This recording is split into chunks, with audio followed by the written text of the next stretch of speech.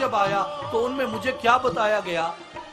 مجھے یہ کہا گیا کہ کس قدر تم پہ گراں صبح کی بیداری ہے، ہم سے کب پیار ہے، ہاں نیند تمہیں پیاری ہے، نیند کو زیادہ اہمیت دیتے ہو تم میری ذات کی بجائے۔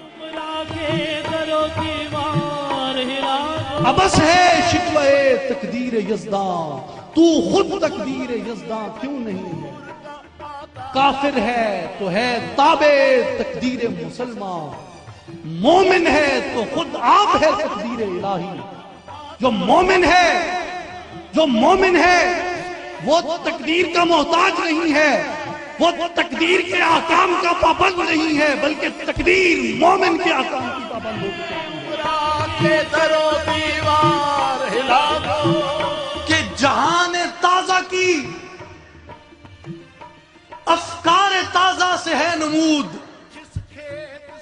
کہ سنگ و خشت سے ہوتے نہیں جہاں پیدا، کہ نئے جہان، نئی قومیں، نئے ولولے، نئے جذبے وہ نئی فکر کے ساتھ بنتے ہیں، سنگ و خشت سے ہوتے نہیں جہاں پیدا، اینٹوں اور پتھروں سے جہان تعمیر نہیں ہوتے، نئی فکر سے جہان تعمیر ہوتے ہیں۔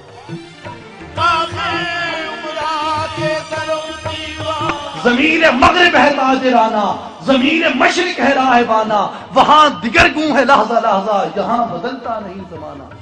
وہاں ہر آن، وہاں ہر گھڑی، وہاں ہر لمحہ علم کی نئی سے نئی دریافت ہو رہی ہے، علم کی نئی سے نئی اظہار ہو رہا ہے، علم کے نئے سے نئے انکشافات ہو رہے ہیں، علم کی نئی سے نئی راہیں کھل رہی ہیں، نئے سے نئے نظریات آ رہے ہیں، نئے سے نیا ارتقا ہو رہا ہے علم کا۔ اور یہاں پہ انہی باتوں کو دہرایا جا رہا ہے جو ابن سینا نے کہہ دیا، جو رازی نے کہہ دیا، جو فارابی نے کہہ دیا، جو ابن بطوطہ نے کہہ دیا، جو جس نے کہہ دیا۔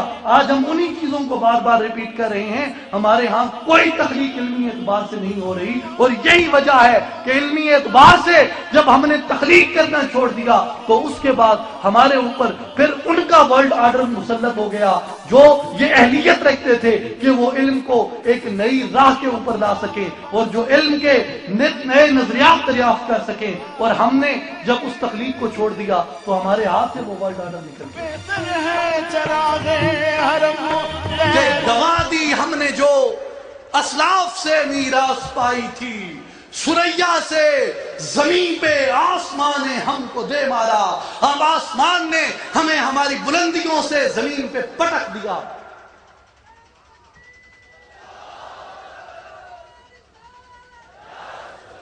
اور پھر فرماتے ہیں وہ اپنے علم کے موتی، کتابیں اپنے آبا کی، جو دیکھیں ان کو یورپ میں تو دل ہوتا ہے سی پارا، کہ ہمارے اسلاف کی وہ میراث، ہمارے اسلاف کا وہ خزانہ، وہ کتب، وہ علوم، وہ فلسفہ، وہ سائنس آج ہم سے اٹھ کے وہ یورپ کی یونیورسٹیز میں چلا گیا، وہ مغرب کے انسٹیٹیوشنز میں چلا گیا، وہ مغرب کے ریسرچ کا مرکز توجہ بن گیا، مرکز نگاہ بن گیا۔ جو دیکھیں ان کو یورپ میں تو دل ہوتا ہے سی پارا، ان کے کمال کو، اپنی زبوں حالی کو دیکھ کے ہمارا دل ٹکڑے ٹکڑے ہو جاتا ہے۔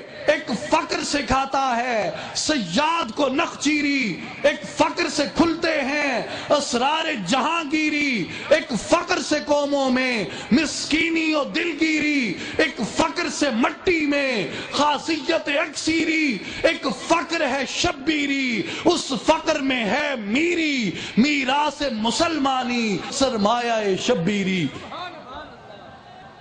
کہ فقر کی دو قسمیں ہیں، ایک فقر سکھاتا ہے صیاد کو نخچیری، ایک فقر شکاری کو اس کے مقام سے اتنا ناآشنا کر دیتا ہے کہ شکاری خود شکار بن جاتا ہے۔ یہ فقر روحانی ہے۔ فقر سلطانی کیا ہے؟ ایک فقر سے کھلتے ہیں اسرار جہانگیری، کہ ایک فقر جہانگیری کو، جہاں بانی کو، قوت کو، سلطنت کو آشکارا کرتا ہے۔ جس طرح اقبال کہتے ہیں کہ وہ نبوت ہے مسلمان کے لیے برگ حشیش، جس نبوت میں نہیں قوت و شوکت کا پیام۔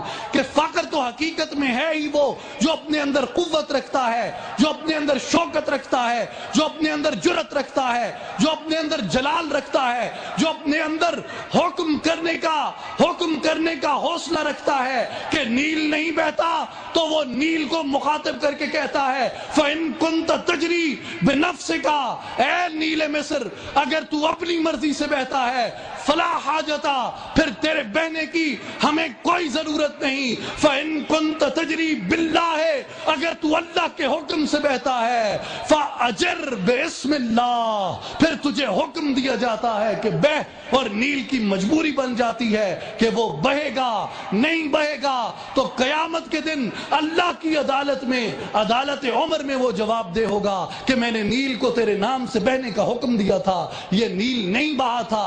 یہ وہ فقر سلطانی ہے جسے اقبال نے کہا ایک فقر سے کھلتے ہیں اسرار جہانگیری، اور ایک فقر کیا ہے؟ ایک فقر سے قوموں میں مسکینی و دلگیری، ایک فقر ہے جس فقر کو اپنا کے قومیں مسکین ہو جاتی ہیں، قومیں دلگیر ہو جاتی ہیں، قومیں زبین بوس ہو جاتی ہیں، قومیں سرنگوں ہو جاتی ہیں۔ دشمن تماچا مارتا ہے تو وہ دوسرا گال آگے کر دیتی ہیں، وہ کہتی ہیں کہ اس منہ کے اوپر بھی تماچا مار لے۔ جو فقر آج کل بدقسمتی سے مسلمانوں نے اپنا رکھا ہے وہ یہی فقر ہے کہ دشمن ایک مارتا ہے، ہم کہتے ہیں دوسرا گال بھی حاضر ہے۔ اور لیکن یہ وہ فقر ہے جو فقر روحانی ہے، جو فقر عیسائیت ہے، یہ فقر محمدی نہیں، یہ فقر سلطانی نہیں۔